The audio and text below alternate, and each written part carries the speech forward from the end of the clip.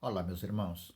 A lição de hoje tem como título Oração como Refúgio e ela foi escrita pelo irmão Gelson Gonçalves Sardinha, e o texto é o texto de 2 Crônicas, capítulo 7, versículo 14, que diz assim: E se o meu povo que se chama pelo meu nome se humilhar, orar e buscar a minha presença, e se desviar dos seus maus caminhos, então ouvirei dos céus, perdoarei os seus pecados e sararei a sua terra.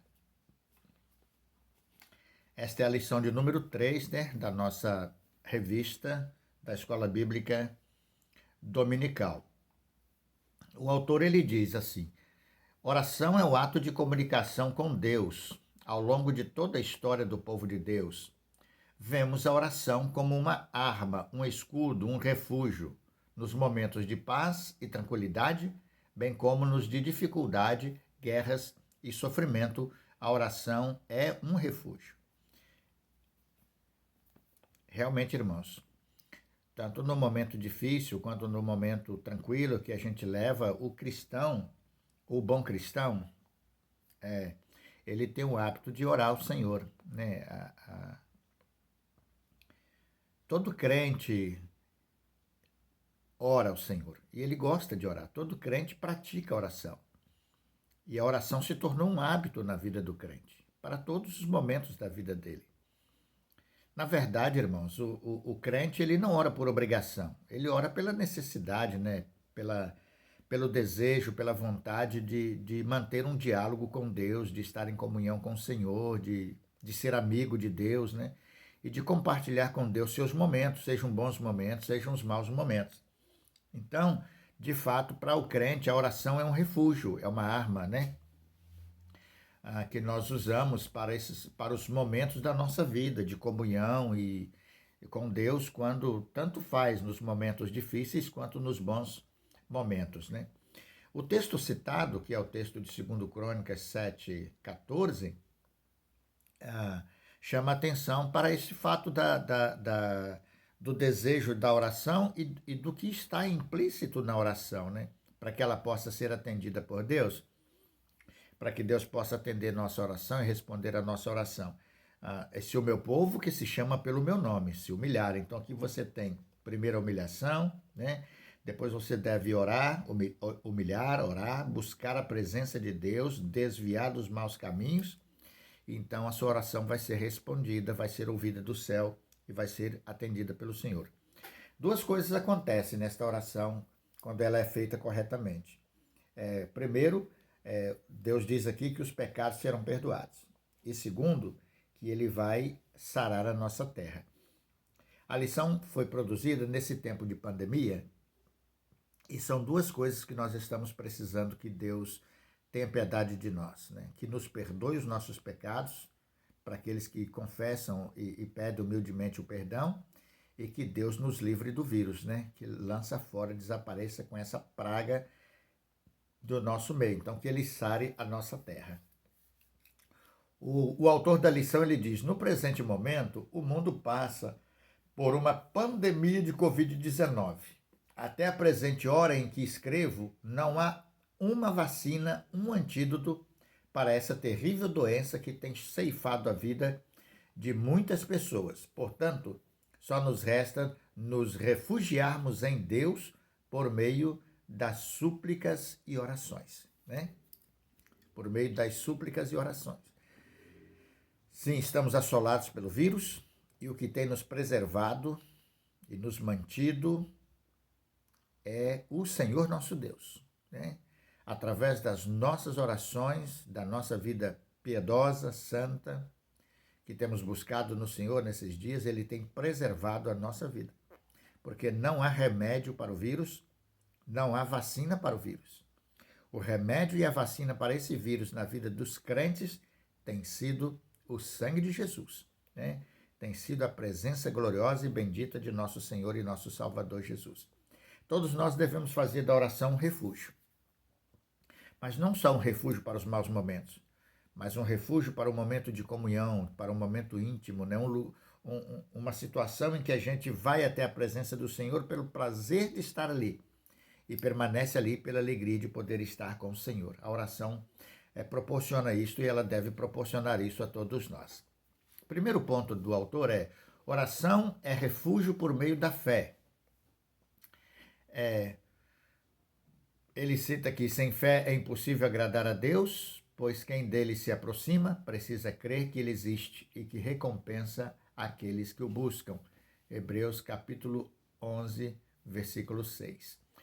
A oração mais significativa é a que brota de um coração cuja confiança está depositada no Deus que agiu e falou através dos antigos servos e, por último, por intermédio do seu Filho Jesus e dos ensinamentos da Bíblia.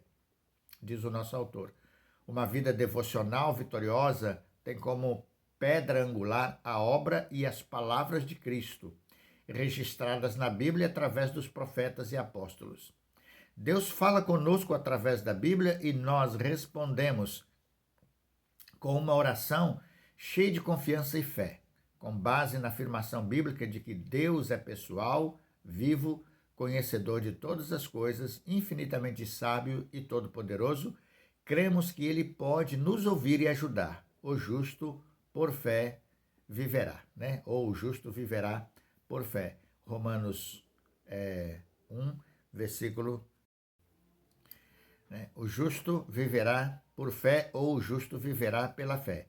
Romanos capítulo 1, versículo 17, a parte B do texto sagrado.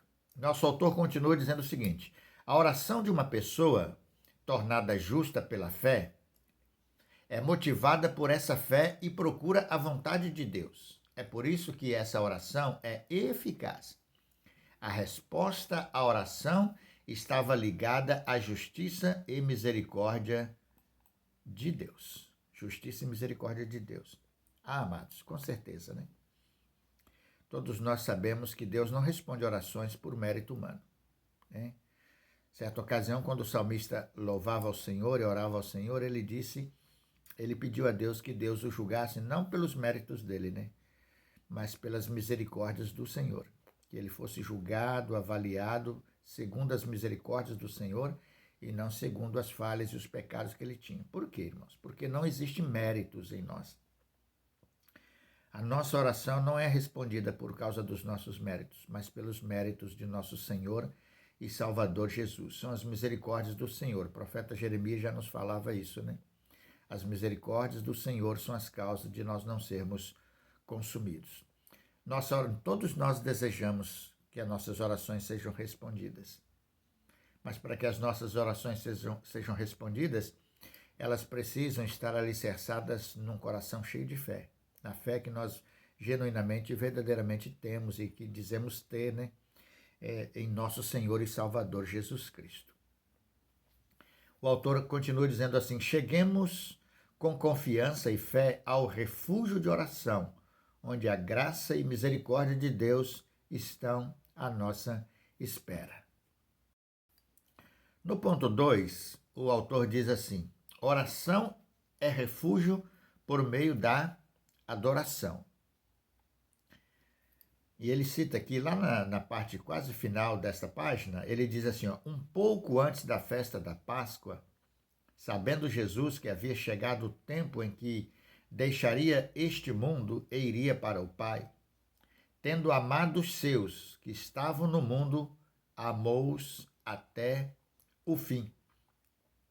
João capítulo 13, verso 1.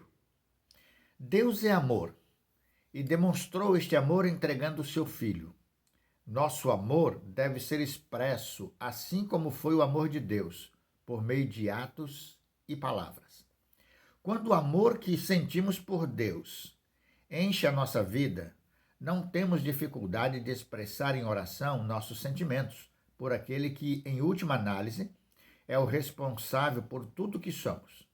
Na adoração, reconhecemos que quem tem a primazia de nossa vida não somos nós, não somos nós mesmos, nem os outros, nem o nosso trabalho, mas Deus. Então, quando nós adoramos ao Senhor, temos que ter isso em mente. A nossa adoração deve ser genuína e verdadeira, tendo isto em mente. Ela só pode ser genuína e verdadeira é quando Deus é o centro da nossa adoração. E quando nós oramos ao Senhor, né, e fazemos da adoração um refúgio, desculpa, irmãos, e fazemos da oração um refúgio por meio da adoração a Deus, então, de fato, esta nossa oração, ela vai ter a bênção do Senhor, a bênção de ser atendida por Deus, a bênção de ser respondida por Deus. Diante de Deus, os anjos cobrem o rosto e clamam: Santo, Santo, Santo é o Senhor dos exércitos. Isaías 6,3. Ao adorarmos ao Senhor com verdade e amor, nos refugiamos nele por meio da oração. Ponto 3. Oração é refúgio por meio da confissão. Se confessarmos os nossos pecados, ele é fiel e justo para perdoar os nossos pecados e nos purificar de toda injustiça. 1 João 1,9. Toda oração, irmãos, deve vir acompanhada de confissão de pecados. Porque o que impede Deus de responder às orações é o pecado. Por isso nós precisamos sempre, em oração, confessar os pecados e pedir perdão a Deus. Quem esconde os seus pecados não prospera, mas quem os confessa e os abandona encontra misericórdia. Provérbios, capítulo 28, versículo 13. Aqui vemos a descrição do arrependimento sincero e do perdão dado por Deus àqueles que, por meio da oração, reconhecem sua pecaminosidade. A consciência da santidade de Deus nos faz conscientes de nossa própria natureza pecaminosa. Irmãos, tenho dito aos irmãos que quanto mais conhecimento e consciência nós temos do nosso pecado, mais reconhecemos e admitimos a necessidade da santidade de Deus em nossa vida. A santidade de Deus em nós é ressaltada quando nós reconhecemos o pecado que habita em nosso coração. A consciência da santidade de Deus nos faz consciente da nossa própria natureza pecaminosa. Quando pecamos, ferimos a nós mesmos e aos que estão à nossa volta. Mas o pior de tudo é que o pecado é contra Deus. Salmo 51:4. Não precisamos confessar nossos pecados a nenhum outro ser, mas devemos confessá-los diretamente a Deus, que promete nos perdoar de toda injustiça. 1 João capítulo 1, verso 9. Precisamos procurar no refúgio da oração, a sós com Deus, confessar e clamar por perdão. Confissão de pecados em oração não se faz publicamente, não. Confissão de pecados em oração a gente faz sozinhos, no nosso secreto com Deus, né? A sós com o Senhor Jesus Cristo. Ponto 4. A oração é refúgio por meio de louvor, né? O louvor te aguarda em Sião, ó Deus. Os votos que te fizemos serão cumpridos. Ó tu que ouves a oração, a ti virão todos os homens. Salmo 65, 1 e 2. O oferecimento de votos pode ocorrer na forma de um ato público de adoração e louvor ou alguma outra demonstração de alegre confiança em Deus que responde à oração, não é? Eu não me lembro, sempre que eu cito isso eu não lembro ela, não sei, acho que é a Cassiane, eu não me lembro, né? Deus não rejeita a oração, oração é alimento, né? Então, em louvor, ela fala da oração. E a gente deve louvar a Deus em oração, né? Em oração louvar o Senhor, né? Expressão de louvor a Deus, expressão de gratidão a Deus, né? Tem muito crente viciado só em pedir, sabe, irmãos? Os irmãos sabem disso, né? Tem crente que quando fala de oração, ele só conhece a palavra, o verbo pedir. Pedir, pedir, pedir, pedir, pedir. Ou reclamar, né? Ou reclamar. Mas nunca de agradecer. Nunca de ser grato. Louvor é gratidão, irmãos. Quando a gente louva ao Senhor, a gente expressa momentos de gratidão do nosso coração pelas bênçãos que Deus nos tem dado.